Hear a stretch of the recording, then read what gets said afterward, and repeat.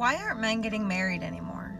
It's not because they hate love or they're against love. It's because the system is actually stacked against them. In 1960, 72% of adults were married, and today it's barely 50%. And among men under 30, it's pretty much nowhere. Here's why. Divorce courts, they'll take all of the man's money, they'll take the kids, they'll take the house. 90% of child custody goes to women, and men pay millions in child support and alimony every year. Then there's the happy wife, happy life culture where men sacrifice everything to keep the peace. Meanwhile, if a man wants traditional roles, it's labeled as toxic. So men naturally ask themselves, what is the upside? And for a lot of guys, there isn't one. It's not that men in general hate commitment. They hate commitment to a system that is designed to punish them for existing. Till marriage becomes a partnership and not a legal liability, men will continue to keep saying, no thanks. Marriage feels like a rigged roulette. No wins, just emotional and financial loss. Before we dive in, drop a comment. Are modern men more delusional, or is it the ladies? Hit like and subscribe so you don't miss what we expose next. Now, let's talk about this, because that line, marriage feels like a rigged roulette, hits harder than people want to admit. Think about it. A generation ago, marriage was seen as the ultimate partnership, to people coming together, building something real. But now, for a lot of men, it feels like placing all your chips on red while the house quietly changes the rules. You give your time, your energy, your money, your loyalty, and what do many get in return? Emotional burnout, legal risks, and a system that too often punishes the one who tried to build. It's not that men don't want love. It's that they've watched too many others lose everything for trying. What used to bring joy, family, teamwork, legacy, now feels draining because the incentives are gone. Society tells men to man up, provide, protect, and stay loyal, yet laughs at them when they lose everything doing exactly that. So can you really blame men for stepping back? Because when marriage feels more like a gamble than a covenant, when love feels like a contract written in disappearing ink, the question isn't why men are leaving the table. It's why anyone's still pretending the game is fair. I need you to listen up. I just found man heaven. Forget about bars and clubs. Your future husband is at the golf course. I already signed up to be coming here weekly. Happy husband hunting. Ladies, we got. They're at the course to play, not socialize. And this is where so many people completely miss the point. Look around. If you're glued to your phone, swiping, texting, or pretending to be busy, do you really think anyone's going to notice you in a positive way? Spoiler, they won't. Desperation is like a neon sign flashing above your head, and women, or men for that matter, can see it from a mile away. The energy you put out matters more than any clever line or fancy gear. Confidence, presence, engagement. That's the currency people respond to, not digital distraction. And here's the kicker. The next girl, the next opportunity. She noticed the same thing when it's her turn to observe. She see right through the chasing, the over-eagerness, the neediness. It's a cycle, and the solution isn't more effort. It's recalibrating your approach entirely. Stop chasing. Step back. Be present. Be engaged. And understand that attraction isn't a scoreboard you can manipulate with texts or selfies. It's a vibe, a state of being, a reflection of... Well, once you get that, the game stops feeling like work and starts working in your favor. Alright, so everybody keeps telling me there's all these wonderful men out there that'll take you on dates and buy you flowers and do sweet things for you. And everywhere I look, there's all these men on TikTok that are talking about how they would love that kind of opportunity with a woman and all of these things. And I don't seem to understand why I can't find them. Can someone point me in the right direction? Some men no longer try, and this isn't because they're lazy or weak. Let's get this straight. They've been burned, used, taken advantage of, and judged against standards that are completely unrealistic. Society doesn't hand out medals for effort anymore. It rewards perfection, entitlement, or those who can play the game without feeling the weight of it. After a few heartbreaks, after giving everything only to be dismissed or undervalued, many men just stop. It's not rebellion, it's survival. It's a quiet retreat from a system that seems rigged. Here's the truth most people won't say out loud. Stepping back isn't quitting, it's self-preservation. When emotional labor, financial risk, and personal vulnerability all feel like a losing bet, walking away isn't cowardice, it's wisdom. We live in a culture that glorifies persistence without acknowledging cost. But when the cost is your mental health, your sense of worth, and your emotional stability, stepping off the field isn't failure, it's a reset. So before anyone labels men who step back as lazy or unmotivated, take a moment. Understand the exhaustion behind the choice. Sometimes, protecting yourself is the bravest thing you can do. There are just like no good guys out there. Everybody's terrible. Dating apps are the worst. Like every guy I meet is such an asshole. Like I just don't understand. Like I'm gonna be single forever because it's just so hard out there. You wanna know a secret where all the nice guys are? Yeah? Okay. Look around. They're everywhere, okay? They're the ones that you put in the friend zone. They're the ones on your dating app inbox that you've just ignored. They're the ones that have been repeatedly asking you out, but that you won't go out with because they don't make your stomach flip. Like that asshole traumatic guy that's unavailable, that's been stringing you along forever and that you can't let go of. So where's the real ownership that we have?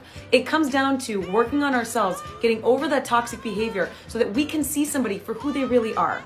Understanding that social media and the movies and everything has lied to you about what they believe a true relationship should look like. It's not as exciting as you think, but it can be secure and stable and wonderful. And there are amazing guys out there that would be a husband and a father. It feels like a never-ending cycle, a loop that nobody's really talking about. But everyone feels good girls, genuinely kind and loyal, end up chasing guys who aren't even interested in them. They invest time, energy, emotion, and get nothing but indifference in return. Then there's the other side, the so-called chads, the high-status flashy types who sweep through with charm and confidence, leaving behind heartbreak, emotional baggage, and trauma. They rarely offer love, stability, or anything that lasts. And society tells women to keep trying, to have faith, as if falling victim to this cycle is somehow their fault. What's missing here is accountability from both sides.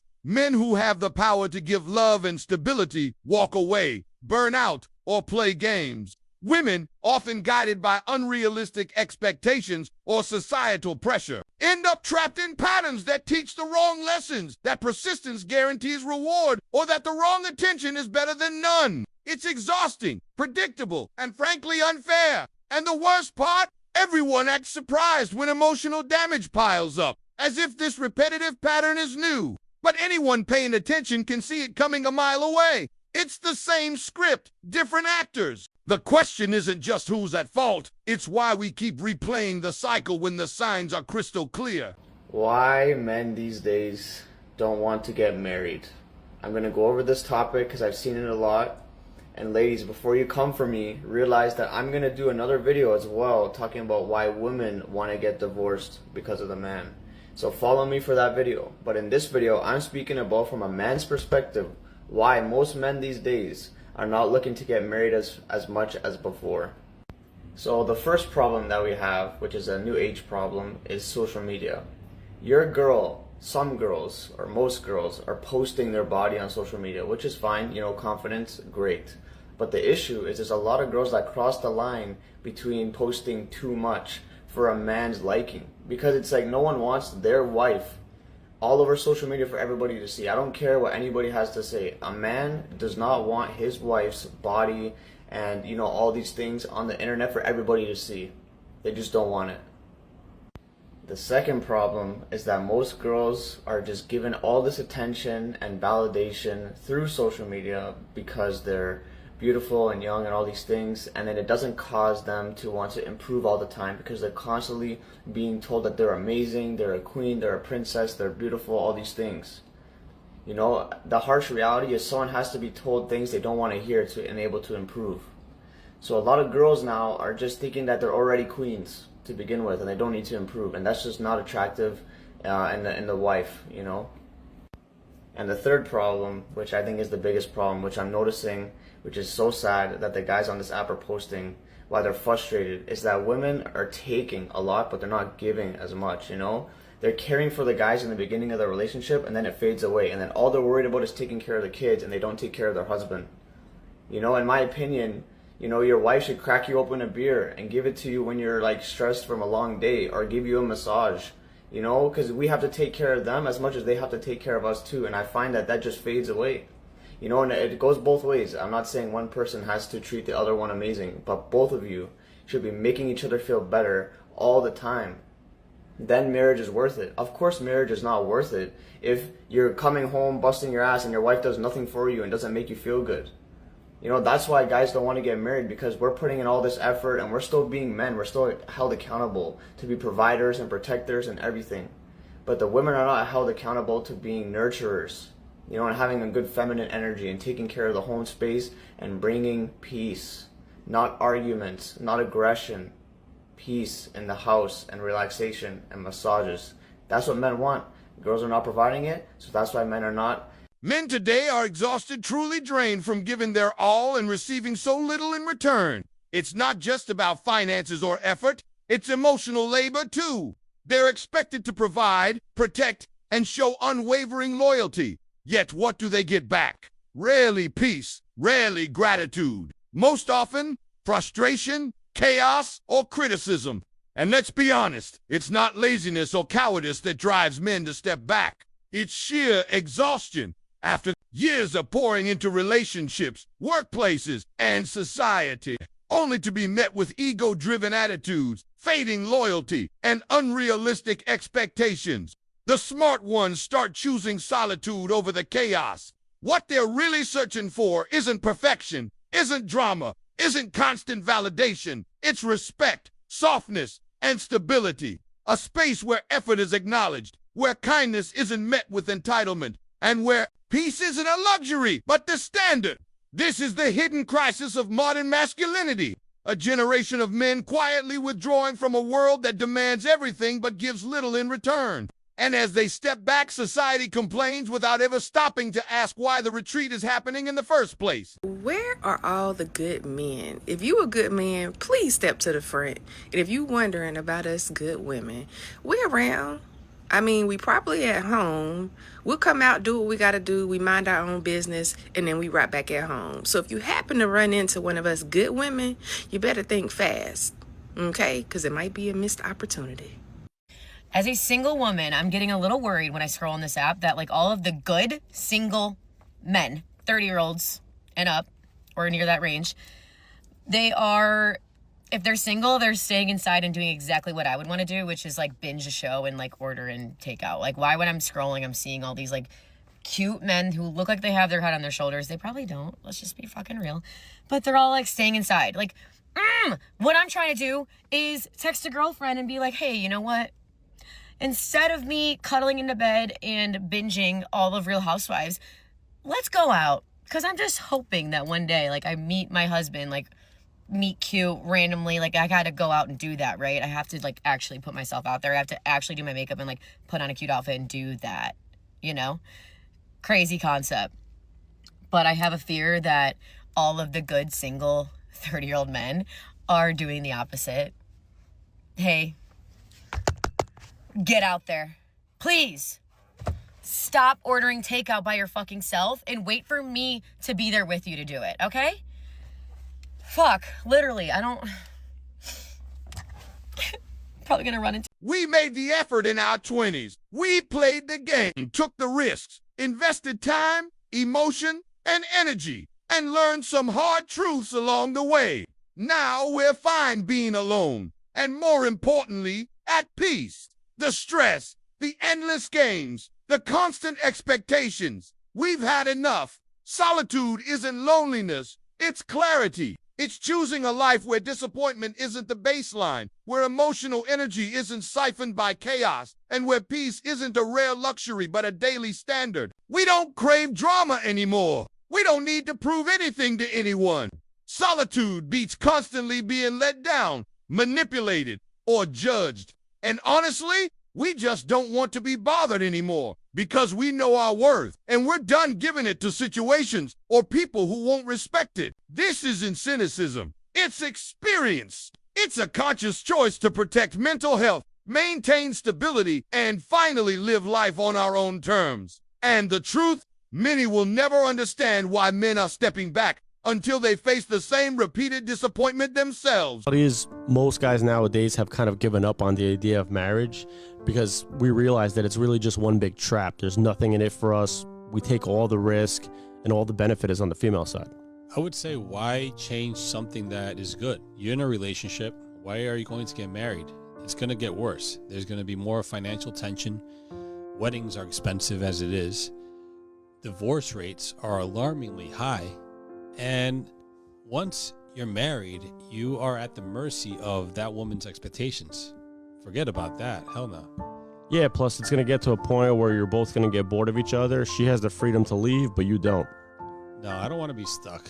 I don't want to be stuck and see my future with her and my future personally go down the drain. Pretty much, because she can screw you over at a snap of a finger. Exactly. Thank you all for sharing your stories, your perspectives, your thoughts on this. I've learned a lot in the past 7 hours, and in fact, I have done nothing but read comments for the last 3, and I actually can't keep up with them anymore. So I wanted to just give a read back on what it is I'm hearing so that you know you're heard. I think this is how green screens work. I'm new to TikTok. I don't know. This is my masterful diagram, and you can go ahead and make fun of me for it because I know you're going to anyway.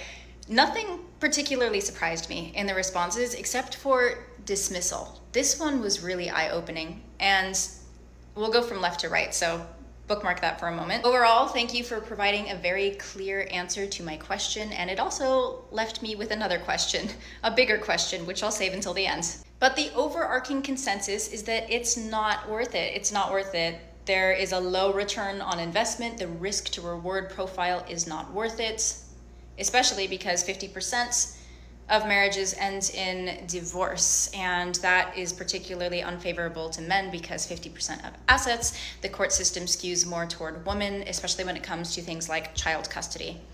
Hand in hand with divorce was betrayal and heartbreak, and there were a lot of stories of people who had been cheated on, stories of men who their person, their wife, their girlfriend just got up and left.